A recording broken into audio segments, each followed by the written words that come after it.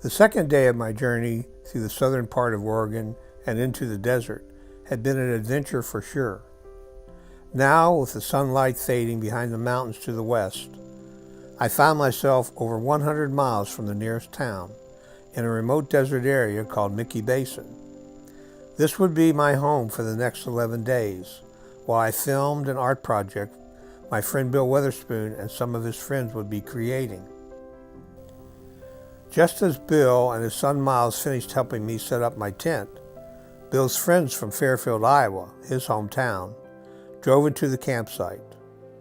Bob Orline, Tony Lauer, and their friend David, which I would find out later were all artists in their own right. I was introduced to them, and later, while we sat beside our campfire, Bill began laying out the plans for the next day.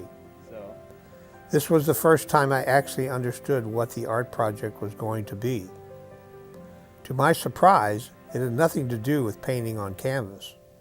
It was going to be an ancient design made as an earth carving, 1/4 of a mile in diameter, and the canvas was the barren dry lake bed here in Mickey Basin. The design, called Sri Yantra, is a source of inspiration and is revered in India. The crew would be using blueprints that Tony and Bill had created, along with a lot of aluminum wire, flags, strings, and wooden stakes to mark their lines. Once they were sure the lines were correct, they would then use a garden plow to cut furrows to complete it. They thought it would take 10 to 12 days to finish. The magnitude and complexity of it and its size was breathtaking. At 7 a.m. the next morning, we all walked out into the dry lake bed to begin the work.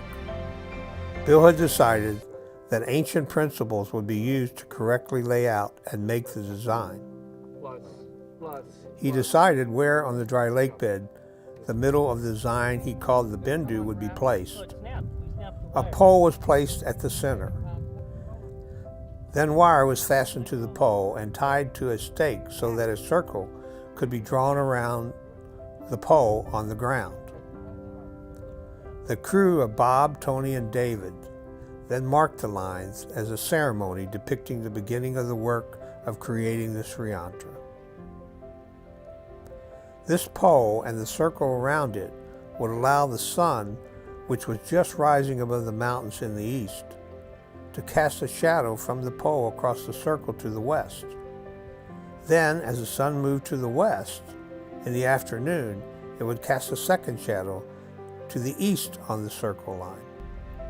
These points would mark an exact east-west line that would be used to create the 1/4 of a mile design.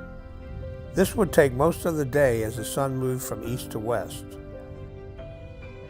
Bill and the crew then spent time reviewing the blueprints and where wooden stakes would be placed while making and marking lines.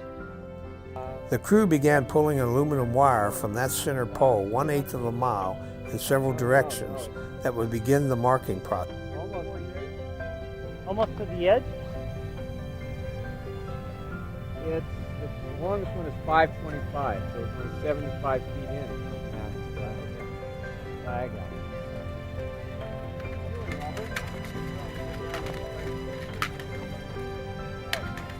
That evening and several more days would be needed to complete the marking lines before the final plowing could begin. Each evening, as the sun moved behind the mountains to the west, we all embraced the pleasant breezes that came with cooler temperatures.